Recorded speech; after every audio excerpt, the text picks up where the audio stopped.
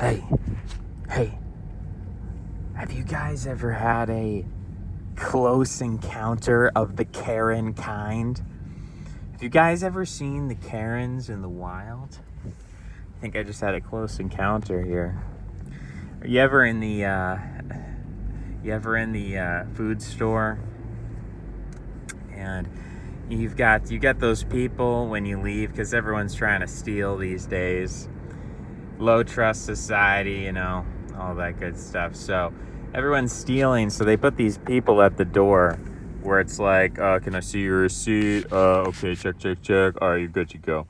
Sometimes typically when you get men doing this, men are like, because men are like analytical, right? Men are like, oh, like this is just a job. Like I have this job because I didn't try in high school, and like, I just made a few bad decisions, man. Here I am and checking people's stuff. I don't care. Like, nothing bad is gonna happen. Like, if someone's, and this is the analytical part. It's like, if someone wants to steal something, they're gonna hide it in the purse. They're gonna steal something expensive. Like, I mean, if someone really wants to steal something, I can't stop them, man. It just is what it is. Like, I don't even know why I'm here. This is stupid. So that's kind of like the male, or the men are like, they're not even checking the food. They're like checking you. And not necessarily in a sexual way either. They're like interested in you. They're like trying to have a conversation. They're like, how you doing, folks? Wonderful day, isn't it? Like, where are you from? It's like, dude, I'm trying to leave, but you're also kind of nice and friendly, and maybe we could have a conversation. Depending on your mood, sometimes it's like, all right, old man, just let me eat my food. Just let me leave. And then other times it's like, old man, someday I want to be like you. Someday I want to grow up and be just like you. Sometimes that's how it be. But it sort of depends on the occasion, right? It sort of depends on what's going on, what the vibe is.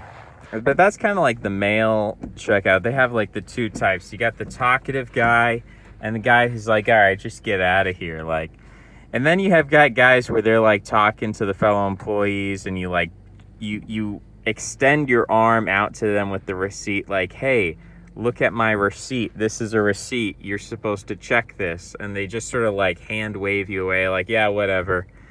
Either they're like profiling you as a non-shoplifter, or they just don't do their job. Whichever case, you can deal with that, right? It's not really a problem.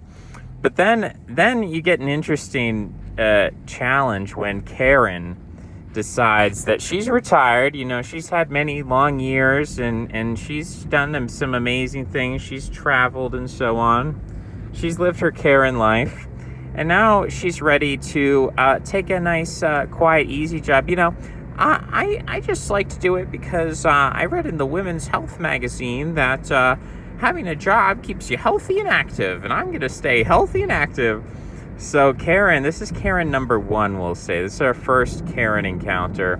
We see Karen, she's at the door. And she's not just hand-waving people. She's not making polite conversation. If she's making conversation, it's the kind of conversation where it's like she's complaining to you. She's like, none of my pens work. It's all the other kids who work here. They're always pressing down too hard on the pens. And, she's complaining. She's making remarks. It's not like the boomer gentleman at the door. He's like, hey, how you guys doing? Wonderful day. Where you from? He's not making polite conversation, or she's not making polite conversation. It's actually impolite conversation. It's conversation where, like, even if you're in a good mood, like, you don't want to engage. You're always trying to de-escalate the Karen. Like, Karen's always trying to escalate the situation. She's always testing you. She's always pushing and poking and waiting for somebody to snap so that she can sink her teeth into her prey. But, if you're smart, you de-escalate, you don't challenge Karen, you just sort of, you let it slide. But what happens when you have two Karens in the wild and they are butting heads, they cross each other's paths, their territories overlap. you have a territorial challenge from Karen 1 to Karen 2. So Karen 2, she's going to be our younger Karen. Younger Karen, maybe kids haven't left the house yet. Maybe she doesn't have kids, but, older Karen 1 is sort of maybe in her 50s or 60s. Karen 2, maybe 30s to 40s, we'll say, Karen number 2. Definitely has hit the wall, definitely past her prime, definitely into peak Karen years, but she's not quite a seasoned veteran of the Karen's ways. And so Karen number 2, she sticks out her hand with her receipt, and she expects to be treated with dignity and respect, as is afforded to a member of the Karenites. And yet, Karen number 1 sees this and she smiles and she says, "Oh shucks, you sure did buy a lot of bags of chips today. What, you having a party or something? You kids and your parties. I hope you're not doing anything irresponsible tonight." No, these are just, I'm just stocking up on chips. Could you just check me? And I kind of got to get going here, Karen number 1. Actually, yeah, I have to count these. I'm sorry. Let's see. 1, 2, 3. And at this point, she's just counting the receipt, right? She's counting the receipt. Karen number 2. Can we hurry this up, please? I have somewhere to be, actually. I actually have an appointment. I have an engagement this evening. I need to be somewhere. Karen number 1's like, yeah, just if you rush me, it's gonna take longer, okay? So Karen number 2's like, it's just bags of chips. Okay, Karen number 1's like, all right, so I counted all the bags of chips in your cart and there were 21, but on your receipt there were only 20. You're gonna have to go to customer service. Now, Karen 2, it kind of depends on the dominance display. If Karen number 2 is feeling defeated, maybe if she's feeling a little bit shocked, perturbed, she doesn't really have a retort. Karen number 2 might just say, okay, several times. She's not going to say it once, she's going to say, okay. And then Karen 1, she's just going to stand there and act shocked, perplexed, like a deer in the headlines. It's like the fight or flight simulation is shut off, and she just sort of stands there at a Mexican standoff, an impasse. Okay, kind of like, yeah, and what are you gonna do about it? Like, you're gonna force me? But she doesn't say that. She just says, okay, with this nice Karenite uptalk.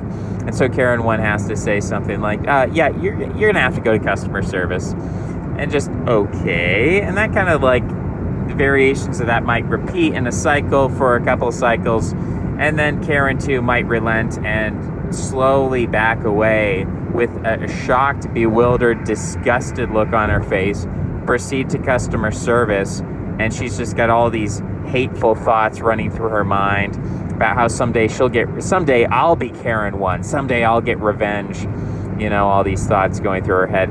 But sometimes there's those rare occasions where the alpha Karen is challenged by the beta Karen. And so the beta Karen, she goes through her series of okays. You have to go to customer service, okay. And then finally, are you kidding me? Are you serious? I'm sorry, man. That's just the way it works. You're going to have to go to customer service. They're just bags of chips. You're really going to make me late over one bag of chips? I'm sorry, ma'am. You're just going to have to go to customer service. Do you know who my husband is? He actually owns a stock in your little company, and I don't think you would like a call. If your CEO got a call, I don't think they would like it. Can I speak to your manager? I'm sorry, ma'am. You're just gonna have to go to customer service. Do you know who I am? Do you know who my husband is? Like, can I speak to your manager? Can I speak to your supervisor? And they might get into a little like Karen cat fight here. The claws come out. And then Karen 1 is like, well, maybe if you actually counted your chips, I don't know what they teach you in schools these days, but maybe if you could learn how to count, we wouldn't have this problem. Do I look like a shoplifter to you? Do I look like one of these sleazy, like shoplifters? Do I look like one of these people who shoplifts? No, I don't. No, I don't. How dare you disrespect me? How dare you make that assumption? Like, I don't even look like those types of people who are shoplifters. Like, I would never, that's not even me. Like, how could you even mistake?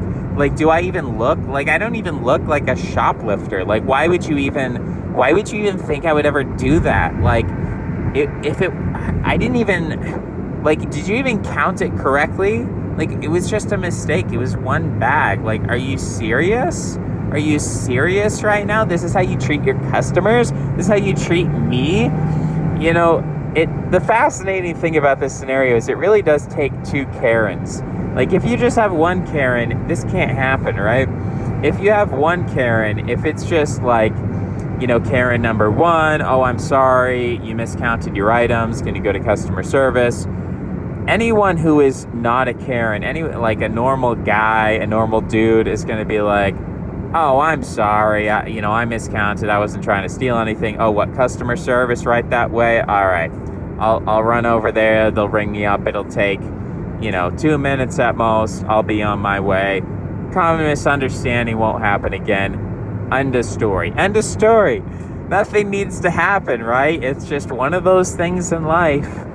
And it just is what it is. And of course, if Karen number one wasn't there, if it was the old guy or something at the door, he wouldn't do that to you. He would say, oh, boom, bada bam, you got some chips. What are you having a party tonight? Oh, that's nice. I remember when I was young, I remember I'd have parties. You have fun.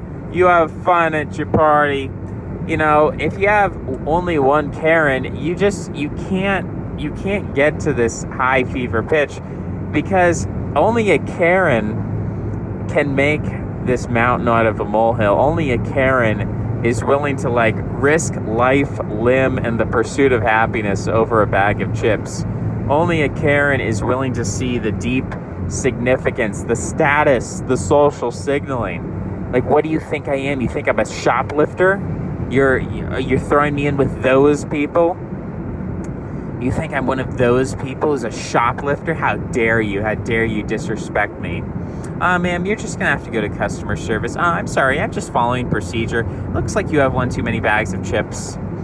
Could you please not talk to me that way, ma'am? I'm sorry, but if you could just learn how to count your chips, maybe this wouldn't happen. Maybe you should be more careful next time. So it's all about a power play. It's all this completely relativistic space where nothing matters at all except being friendly, being nice, being a decent person. Those concepts go out the window. Like, being reasonable, what does that even mean? Karen doesn't know. She doesn't understand the meaning of that word.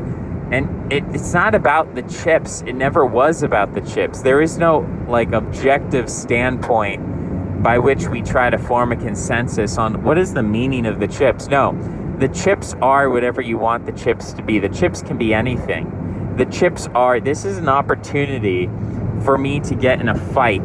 This is an opportunity to show the world what I'm made of. This is an opportunity to be a bad, a bad girl. My opportunity to unleash my rage at, whoever it is, my husband, my job, my kids, my life situation. Maybe I ran into Karen number 3, and now I'm going to take it out on Karen number 2. Whatever the case may be, this is what happens. This is the Karen universe. And isn't it wonderful that we've now had President Karen? She's dropped out of the race. President Karen. We'll miss her, President Karen. It's funny. You've got these two demographic groups of Americans, the shoplifter Americans and the Karenite Americans, and they both come together to defeat Bernie Sanders. They've come together to hand it to Joe Biden. It's a wonderful thing, right? It's an amazing circumstance. You love to see it. It's like the natural ecosystem, right? When the far left ideologues, when the Medicare for all people, free college, You know, when these people come out and they're like talking about big structural change in policy positions, and, you know, we have to have a movement, we have to have a progressive vision for America. They think they're so smart, and they think, oh, well, we've been preparing for this for 4 years in 2016, and Bernie, he's been in politics for 30 years, and we've been doing this since the 60s and the civil rights, and it's all been leading up to this, and it's like logical, and it makes sense, and there's a progressive arc, and we're finally getting our chance of the sun. Hillary, she was just an aberration. Hillary, that was like a freak storm in nature. Hillary was like Karen Prime. Hillary is Karen Prime. It's my turn. It's my turn, Obama. You stole it from me once, but it's my turn now. You know, Hillary was Karen Prime, and certainly no other Karens would rise to challenge Bernie. This is a Biden versus Sanders race. Maybe there's a little Bloomberg action in there, but, you know, come on. And that's the other thing, when people are theorizing like, oh, maybe Bloomberg was in it for Trump. No, he wasn't in it for Trump. Or maybe, you know, maybe Warren is a spoiler for Biden. You know, if Warren is a spoiler for Biden, actually that would make a lot of sense now that I think about it, because when she was attacking Bloomberg, essentially what she was doing, she wasn't helping Sanders, she was helping Biden. She was helping Biden, funny enough. So if Warren was if she was a Biden operative, if she was like a Biden plant, which in a way, it's not like you need a conspiracy for all these things. Like, okay, there's a thing called the presidency, and there's a thing called the nomination process. And if you lose the nomination process, it doesn't mean that you've wasted your money. It means that you've gained clout. It means that you've gained followers. It means that you've gained publicity. And all of that can be leveraged toward cabinet positions. And so the idea that people only run for president just to become president, I mean, becoming president would be nice. I'm sure none of these people would reject the offer of the presidency. But you're not just trying to become president, you're trying to gain cabinet positions. So we've seen this with like Ben Carson, I guess became the housing urban development head honcho, or whatever that position's called. You know, he was running for president. And so you get these people who are in it not to win it, but they're in it to gain something. They're in it to make certain trade-offs. And so we'll see what happens with Warren. We'll see who she endorses. We'll see, you know, if she, I mean, there's a difference between being implicit and explicit. So my theory that maybe she's hoping to get something from Biden, or she's looking to, I don't know, repay some kind of favor. I mean, Washington's a very complex system of checks and balances where, you know, you form different alliances, and there's a lot of quid pro quo, and it's not something like we're ever going to find a check from the Biden campaign to the Warren campaign. That's not how Washington politics works necessarily. It's much more implicit. It's much more like, you scratch my back, I'll scratch yours. And so, you know, I'm sure, again, Warren probably would have liked to win the presidency, but I think she realized long ago she couldn't. And a lot of her attacks, the attacks on Bloomberg, and the spoiler action on Super Tuesday against Bernie is clearly indicative of she wants to score brownie points, not just with Biden, but with the establishment in general. So an interesting form of karenism being employed by the Warren campaign. And it is funny. And it is a very basic issue at the end of the day. If you cannot understand these basic sociological, psychological, gendered, sexual relationships in society, if you don't get this, like if you're looking at FBI crime statistics, or you're I don't know what people think is really smart and edgy, like, oh, I know who runs the banks, and I understand the crime stats, and like I know what's up. I understand that global warming has a lot of false projections, and you know, you can think of a number of things where people feel like, yes, now I understand the man behind the curtain. Now I understand the real world behind the facade, the way the world works. people don't think it be like it is, but it do. You can go off on all kinds of adventures, all kinds of directions, but if you don't fundamentally understand, like, the Karen personality, like these kind of basic things that overlap. I mean, I don't care. You can be a socialist. You can be anything. But if you don't understand, like, these really basic types, these psychological types, the way they work, irrespective of ideology, irrespective of wherever you're coming from, left, right, center, doesn't really matter. If you don't understand these very basic things, then it's like, I don't care how much facts and books you've read and all your esoteric knowledge, it falls flat. It falls flat because you can't actually deal with the real world in a way that makes sense on the most basic level, like an interpersonal level. Like you're kind of up in the clouds, and maybe you're great at theorizing. Maybe you're doing a great job of with your math and your science and your politics and all that. But at the end of the day, if you can't bring it back to just a basic Karen analysis, and of course there's many other different types. Like she's not the only one in the world, but there's other types too. But if you don't understand, like, on a basic intuitive level, like the way people work, like in some level you prefer the guy who maybe he's not all there, maybe he doesn't get it, maybe he doesn't have all the facts and figures and statistics, but he just understands, like, you don't mess with Karen, like you don't provoke her, you understand the way that she works, you sort of get out of her way, you don't mess with her. You just sort of let her be. She's like a wild animal, right? You don't provoke her. That's the thing that really annoys me, is people who think they're very intelligent, and maybe by some, like, IQ test, I have a high IQ. Okay, well, maybe you do, but you continually sabotage any kind of real-life gains you would make for yourself personally, or for your project, or your group, or your collective, or your ideology. You continually sabotage yourself because you continue to believe in this, fantasy that, if I just have the right facts, figures, statistics, and intelligence, well, I can marshal that to success. But in the meantime, you're ignoring and you're provoking people without any gains. Like, I own the libs, like these stupid liberals, they don't understand my facts and statistics. Like, I'm going to trigger them now. I am going to trigger the libs. I am going to use the statistics. So, like, you're in a situation where Karen is I don't know, she says some remark. She's like, yeah, so I'm voting for Warren, or I'm waiting to see what her endorsement is. I'm not quite ready to make a decision yet.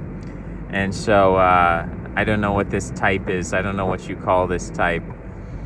The too smart for his own good type. I don't know what you call this type, but he's like, the well actually type. Well, actually, Warren doesn't understand who really owns the banks, and who actually, like, incarceration rates are a logical result of FBI statistics. And it's like, dude, this is not the time, this is not the place. Like, sir, this is a Wendy's. Your server is asking you what you would like to eat, and you're having this discussion right now with somebody who's not even sat at your table. Like, what exactly are you doing? What are you trying to accomplish? What is your goal? What is your strategy here? Well, actually, well, actually, what are you doing? Like, what are you trying to do here other than signal your intelligence? So I guess the male version of the intelligence is this guy, too smart for his own good, and he's just, his thing in life, he understands on some level that he doesn't really have the social skills to succeed. He doesn't really have the ability to prioritize. He's lacking in a certain number of ways. So his self-esteem is dependent upon Like, I need to prove to people how intelligent I am. And in that process, he basically ignores everything else. He ignores, like, this is a Wendy's. Like, what are you doing? This is a job interview. Why are we talking about this right now? Or you're on a date right now. Like, you're talking to a girl. Why are you bringing up all of these political things? So I don't know what you call that, the well actually guy and the Karen guy, or not the Karen guy, the Karen woman. You've got these certain types who, one of them, I would say the Karen is effective. Like, she's completely relativistic. She has no attachment to objective reality. She's going to destroy your life over a bag of chips. Whereas the well actually guy, he's like too objective for his own good. He doesn't understand motivations. He doesn't even understand what his goals are. He's just kind of social signaling about all this. Oh, well, facts don't care about your feelings. I have the objective truth. Look at all these graphs. Look at this map. And I guess I tend toward more, on the spectrum of Karen to well actually guy. I guess I tend more on the well actually kind of side of things. But it's something that we have to keep in mind. It's something we have to understand on a deeper level. It's like prior to this assessment of objective facts, we have to understand the psychological field that we operate in and act accordingly. So that's my little object lesson for the day. Hope you enjoyed. Thanks for listening, and I'll see you next time. Bye-bye.